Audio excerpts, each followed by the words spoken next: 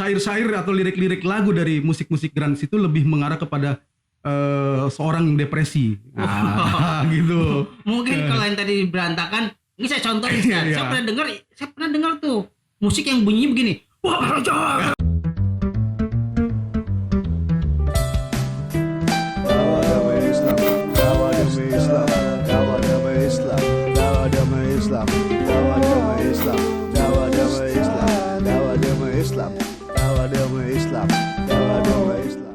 Assalamualaikum warahmatullahi wabarakatuh.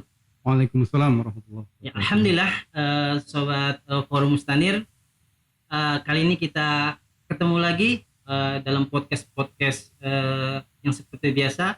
Alhamdulillah hari ini Forum Mustanir kedatangan Ustadz muda.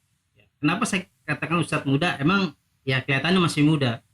Nah, Forum Mustanir mengangkat Ustadz ini, ya kita punya informasi bahwa Ustadz ini memiliki latar belakang yang mungkin kita enggak berpikir bahwa seorang Ustadz bekas mantan, ya kan? Mantan apa? Ternyata mantan anak metal, ya kan? Oleh sebab itu Forum Mustanir menarik, ya kan?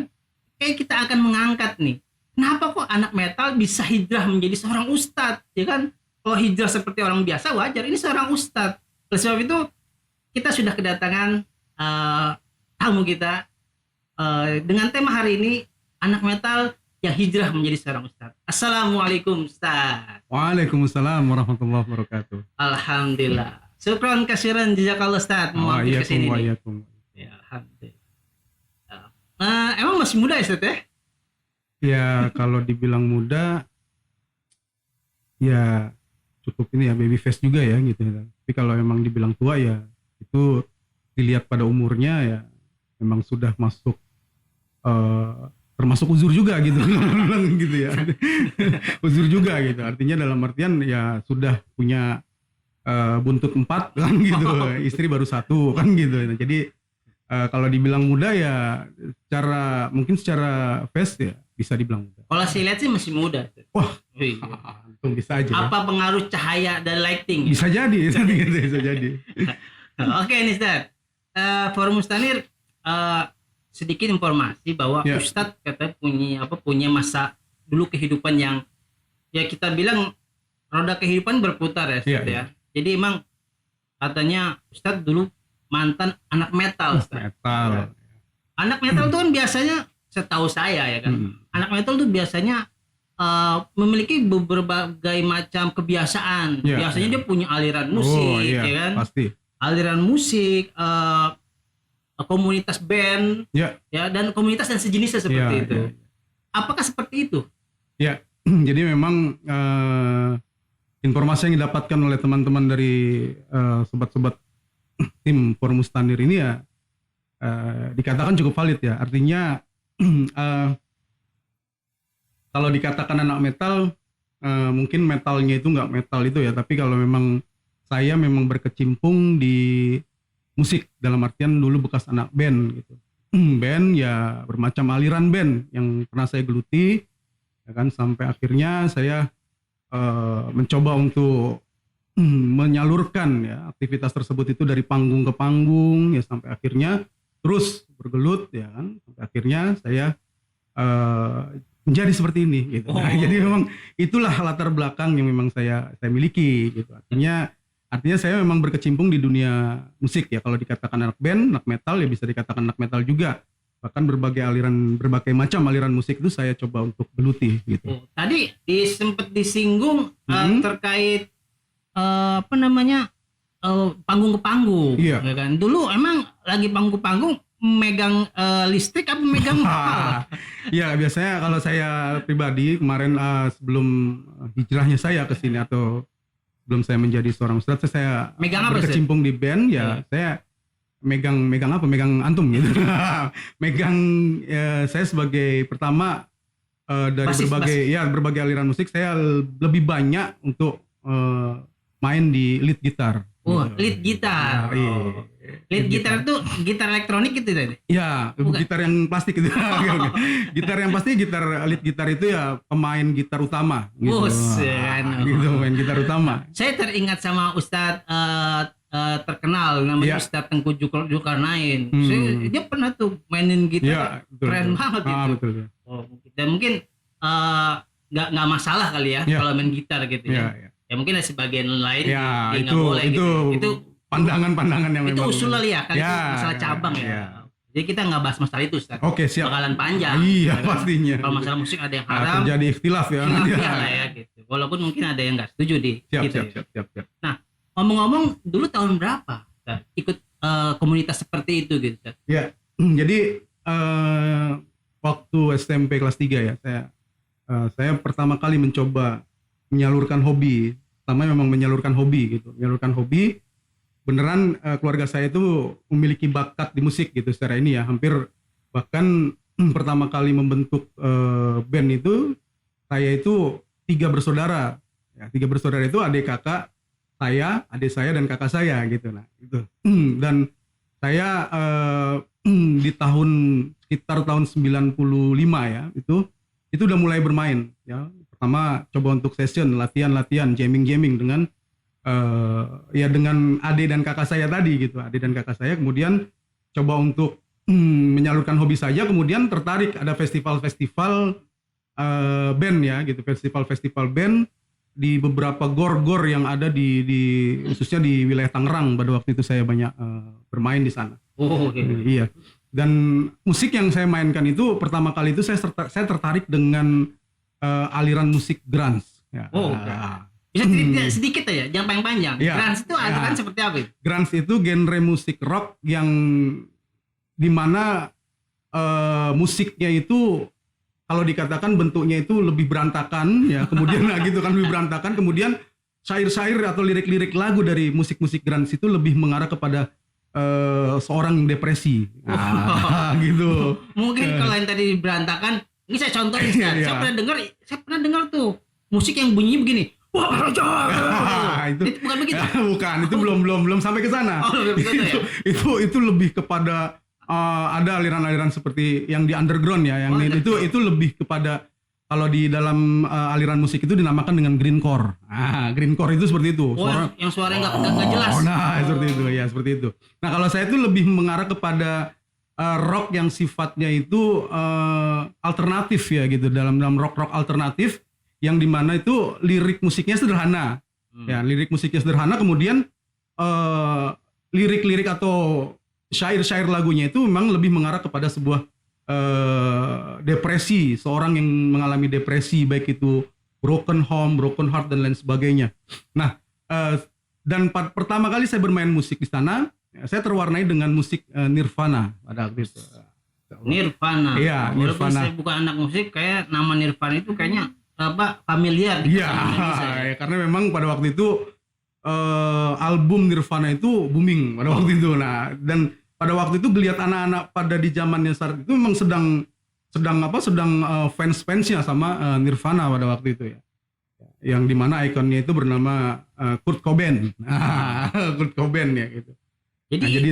Jadi awal mula bergabungnya seperti itu Ustaz? Ya, bermain terus, bermusik dari panggung ke panggung, mencoba untuk membawakan lagu-lagu Nirvana ataupun band-band grunge lainnya ya. Selain Nirvana ada juga Silverchair, ya, Soundgarden dan lain sebagainya. Itu coba untuk saya geluti dalam bermain musik yang saya bawakan dari panggung ke panggung. Wis, mantap. Tadi dikatakan saya tadi belum dijawab Ustaz. Tahunnya berapa dulu dikit nengal tahun itu? Tadi saya katakan tahun 1995. Oh, situ. Iya. 95 itu saya udah mulai bergelut ya, artinya terus memperdalam permainan gitar saya dan lain sebagainya ya, kemudian memainkan musik-musik tadi yang saya coba untuk mainkan ya kan, dari panggung ke panggung, latihan dan lain sebagainya. Itu saya coba untuk mengambil nuansa musik grunge tadi. Oh gitu. Ya. Nah tadi Ustaz, tadi dikatakan masuk komunitas kayak anak-anak musik yang tadi tuh ya, apa grunge apa, saya sebenarnya nggak begitu familiar karena saya bukan anak musik. Oh gitu, iya emang kelihatan dari mukanya. Saya anak nakal. Nah tadi dikatakan tadi gitu, pernah masuk ke komunitas grunge, apa tadi underground yang lain lah ya, skinhead dan sebagainya gitu. Ketika masuk sana ada apa sih yang pengalaman yang bisa diceritakan? Ya mungkin di teman-teman yang mau dengar gitu. Ya. Masuk ke sana apa yang bisa diceritakan? Em, Apakah enak? Apakah pada saat itu seperti Ya, apa? Gitu? kalau pada saat itu memang karena sedang giroh atau semangat yang ada itu adalah semangat untuk bermain musik, kemudian menyalurkan hobi dan kemudian menyalurkan perasaan gitu kan. Perasaan ya pada waktu itu pengalaman yang saya dapatkan itu pertama saya mendapatkan banyak pergaulan ya di sana. Dengan musik itu pergaulan itu akan lebih mudah kan gitu. Apalagi dengan bertemu dengan teman-teman yang sealiran ya, kemudian kemudian semakin meningkatnya ya gaya bermusik saya, semakin meningkatnya gaya panggung saya gitu dan lain sebagainya. Pada saat itu memang hal itu saya lakukan gitu, dan pengalaman itu yang saya dapatkan. Yang paling penting di dalam bermain musik itu adalah banyaknya pergaulan dan komunitas yang ada di dalam tersebut itu memiliki rasa solidaritas yang tinggi gitu loh terhadap anak-anak di komunitas tersebut. Nah, berarti kalau tadi disampaikan seperti itu, kira-kira banyak positifnya atau nggak negatifnya pada saat itu? Kalau berbicara pada saat itu, kayak yang namanya pada waktu itu masih menyalurkan hobi ya, dan semangat keremajaan dan kemudahan saya pada waktu itu memang terwarnai dengan musik dan terwarnai dengan aliran-aliran yang pada waktu itu ya. Nilai positifnya itu ya ada dari sisi bertambahnya skill saya dalam bermusik ya itu nilai positif ya. Kemudian rasa solidaritas saya itu muncul ya di antara para komunitas teman-teman yang ada gitu, karena grunge pada waktu itu kan lebih kepada sebuah komunitas yang dimana mereka itu adalah anak-anak yang mereka itu anak-anak dikatakan yang terbuang gitu ya, anak-anak yang terbuang dalam artian termarginalkan, terbuang, dan mereka anak-anak yang coba untuk berkumpulnya satu komunitas yang di dalamnya itu memiliki syuur atau perasaan yang sama pada waktu itu. Dulu ada kata syuur nggak ada perasaan gitu, perasaan yang sama pada waktu itu. Nah itu yang saya dapatkan kan gitu. Nilai positifnya di situ, nilai solidaritas saya terhadap teman lebih tinggi, dan banyak teman-teman yang memang mereka itu, bahkan beberapa teman itu ada yang sempat ya kan mengalami depresi di rumah, kemudian kabur ke rumah saya, nginap di rumah saya berapa tahun. Itu banyak sekali yang sekarang ini saya menampung teman-teman seperti itu. Dulu tadi kan itu bahasa positifnya. Ya. Dulu juga emang nggak ada negatifnya gitu ya? Negatifnya pasti ada. Ada? Gitu. Ya. Oh, ada. Ya artinya negatif secara kalau dikatakan konteks dulu. Dalam artian konteks dulu itu ya saya jadi orang yang tidak peduli dengan kehidupan rumah saya gitu. Artinya apapun yang dikatakan oleh orang tua saya nggak saya dengarkan selama saya jadi nilai pertemanan saya itu lebih tinggi daripada keluarga pada waktu itu gitu ya, daripada keluarga. Bahkan ibu saya, bapak saya nggak peduli gitu. Bahkan sekolah saya itu sempat saya tinggalkan. Saya pernah di kelas 3 SMP itu tidak ikut ujian nasional gara-gara bermain musik tadi gitu ya, memunculkan sebuah solidaritas yang tinggi. Ya saya pada waktu itu mencoba untuk ikut dengan teman-teman. Pada waktu itu kami ya kalau dalam bahasa itunya ngegembel gitu kan. Ngegembel itu ya gitu. Artinya saya pergi dari rumah tanpa bawa apa-apa ya, saya kesana kesini ya kan dengan hidup ya dengan mengamen dan lain sebagainya. Yang saya lakukan coba untuk mencari makan sendiri ya kan, terus hidup di rumah orang yang saya sendiri pun sampai sekarang nggak kenal orang tersebut ya, tetap saya lakukan. Dan orang tua sekolah saya terabaikan gitu pada waktu itu. Berarti ternyata ada sisi negatifnya ya. Gitu. Berarti ternyata teman-teman nih di luaran sana emang musik itu sebenarnya emang hobi ya. Tapi ketika sudah menjadi sebuah tujuan hidup, musik tanpa memikirkan hal yang lain, ini bisa seperti itu ya, meninggalkan orang tua, meninggalkan ujian nasional. Ya karena memang dalam bermusik itu kita melihat sosok ya, artinya dalam artian kita terikuti dengan atau terdoktrin dengan cara gaya ikon yang kita jadi dikatakan fanatik ya terhadap orang yang kita ikuti ya. Seperti Kurt Cobain itu kan, kita ingin tahu sejauh mana sih kehidupan Kurt Cobain gitu, sehingga kita ikuti ya kan hidupnya dengan depresi, padahal tidak ada sebab-sebab yang menyebabkan kita depresi, tapi kita buat itu seolah depresi, sehingga hal tersebut itu coba untuk kita lakukan. Oh, Gitu, berarti seperti saya itu. kalau begitu ceritanya saya nggak mau jadi anak musik karena depresi dicari-cari. Ya Ustaz. boleh musik, yang penting sekarang kalau musiknya paling tidak menghasilkan pahala. Oh. Ya kan gitu. Nah, kita kembali ke ini masa lalu Ustaz ya. Iya, iya, Ya kan? iya. Ini kan memang kita temanya kan anak metal Iya, yang bisa siap. menjadi seorang ustadz. Ini sebuah kebanggaan nih tim Mustanir bisa mengundang seorang ustadz yang pernah jadi anak metal. Insyaallah Nah, ya. dulu akhirnya berhenti kan Ustadz ya. Iya. Nah, berhenti dari aliran-aliran tadi yang tadi disebutin. Saya nggak tahu, pokoknya yang grunge, yang skinhead, saya nggak ngerti dah begituan dah. Nah, itu dulu disebabkan kenapa? Apa karena ada apa? Saya juga bingung nih. Bisa pindah, apa bisa berhenti dari situ itu bisa diceritakan ya? Kenapa Titik alasan? jenuh, Ustaz. Wah, titik jenuh. Iya, Maksud titik jenuh itu bisa diingat. Ya artinya gini, artinya setiap apa yang kita lakukan di saat kita tidak mempunyai tujuan yang dimana tujuannya tersebut itu dapat kita rasakan dan kita hasilkan sampai akhirnya kita itu menemui rasa jenuh terhadap perbuatan-perbuatan yang satu sisi tidak bermanfaat bagi kita, sisi lain juga tidak bermanfaat bagi orang pada umumnya kan gitu. Artinya dulu ya dari SMP ya saya coba untuk terus ya bergelut di dunia musik sampai akhirnya saya dari grunge sampai pindah ke punk ya. Dulu teman-teman ikut dengan komunitas punk walaupun nggak begitu lama sampai akhirnya saya ikut dengan teman-teman yang lain dalam sebuah forum memainkan apa aliran musik yang berbeda gitu dengan komunitas yang berbeda pula pastinya kan gitu.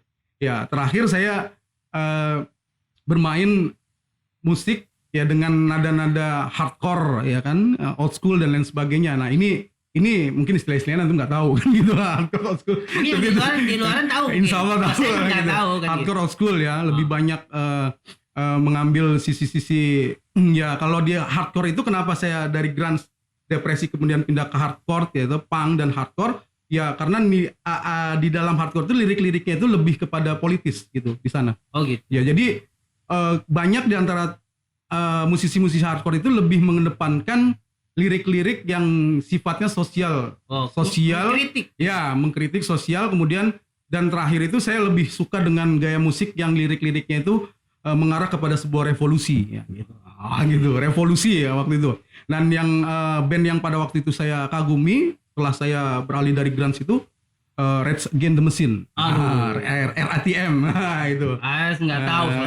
Itu. RATM itu lebih banyak mengambil lirik-lirik yang bernuansa sosial, bernuansa politik dan sampai akhirnya bernuansa pada revolusi dan ikon yang mereka miliki itu adalah Che Guevara. Kalau apa Gufara pernah tahu itu. Ya, Itu Che Guevara itu kayaknya lebih banyak itu itu. cenderung pada Sosialis ya. Itu. Jadi itu pada waktu itu memang sudah itu dan sampai akhirnya saya menemukan titik jenuh juga gitu akhirnya ya dengan aktivitas saya bermusik, dengan aktivitas saya hidup dalam sebuah komunitas itu ya sampai akhirnya saya ya karena saya tidak peduli lagi dengan kehidupan saya termasuk bekerja ya saya nggak berpikir lagi tentang bekerja dan sebagainya sampai akhirnya saya coba untuk mencari pekerjaan ya itulah temui titik jenuh. Intinya titik jenuh ya, kita. Nah, pertanyaan selanjutnya Ustaz. Nah, ketika tadi katakan akhirnya ya berhenti karena titik jenuh lah ya walaupun panjang lebar ceritanya. Pertanyaannya setelah itu aktivitasnya apa? Ya. Jadi setelah saya mengalihkan aktivitas saya dari bermusik kemudian mencoba untuk bekerja mungkin karena bukan hanya faktor titik jenuh saja tadi mungkin kalau saya berhasil jadi artis pun nggak akan seperti ini kan gitu ini kan gitu artinya memang mencoba untuk menembus semua major label seperti itu tersebut ya artinya rekaman yang dimana ya pastinya dalam suatu perbuatan khususnya di musik tersebut ya yang ingin saya coba untuk kedepankan itu juga salah satunya selain warna musik juga ketenaran kan gitu. Nah artinya kemudian saya mencoba untuk mencari pekerjaan dan situ saya mulai menemukan sebuah pergaulan yang berbeda gitu dengan teman-teman yang lainnya walaupun memang saya tetap bergaul dengan teman-teman komunitas tapi satu sisi saya juga bergaul dengan teman-teman yang ada sampai akhirnya saya berpindah-pindah dan saya nggak pernah tinggal di rumah itu lama lebih dari 3 bulan itu saya nggak pernah. Saya langsung pindah ke tempat teman dan itu nomaden ya secara ini. Oke, Ustaz. Ini saya perlu pertanyaan dan jawaban singkat aja. Ya, siap. Sekarang kalau katanya tadi nggak kerja dan sebagainya karena musik. Sekarang pekerjaannya apa? Guru. Oh, Anak metal jadi guru. Wah, mantap tuh kan. Ya, guru apa, Ustaz? Guru agama. Guru agama pula tuh kan. Anak metal jadi guru agama, ya kan? Ya Allah, ya ini sebuah realitas ya. Mungkin ada pesan khusus buat anak-anak yang masih terjerembab ataupun ya kita nggak menyalahkan juga mungkin ya. Ada nggak pesan khusus buat anak-anak yang tadi seperti Ustadz ya dulu yang terjebak pada aliran musik seperti yang tadi yang disebut? Pesan khusus lah. Ya, bismillahirrahmanirrahim. Jadi buat teman-teman ya alhamdulillah ya, artinya seiring dengan berjalannya waktu saya coba untuk melakukan suatu perubahan dalam diri saya individu, khususnya yang tadinya saya fanatik terhadap musik gitu, kemudian saya lebih mengedepankan musik itu sebagai masa depan saya, sebagai sebuah pokoknya tujuan hidup saya ya kan. Kemudian saya tiba-tiba berubah menjadi seperti ini ya, paham orang yang memahami Islam, melihat dari sudut pandang melihat musik itu dari sudut pandang Islam itu sendiri, dan kemudian menjadikan fans atau tokoh-tokoh yang saya idolakan ya, seperti yang tadi saya sebutkan itu adalah hal yang tidak seharusnya kita lakukan sebagai seorang muslim ya gitu. Artinya bahwasannya kelak di saat kita mati itu kita akan dikumpulkan dengan orang-orang yang kita cintai kan gitu. Nah, di saat kita mencintai idola kita ya kan, idola kita walaupun dia terkenal di dunia, tapi di saat dia mendapatkan azab di neraka ya kita akan dikumpulkan oleh mereka gitu, dan kita akan menjadi pengikut mereka di neraka kelak. Jadi ini yang menjadi pikiran saya. Jadi kematian itu yang menjadi nasihat bagi saya gitu loh. Ya, dalam keadaan apa nanti saya mati dan bagaimana ya kan, dan akan ikut kemana saya setelah kematian ini kan gitu. Apakah mengikuti apa yang telah Rasulullah perintahkan atau mengikuti idola-idola yang lain. Ya, ini bukan hanya pada anak-anak musik band grunge dan sebagainya, tapi semua yang mengidolakan, khususnya sekarang tuh lebih kepada K-pop ya, K-pop Korea, nah itu kan banyak itu.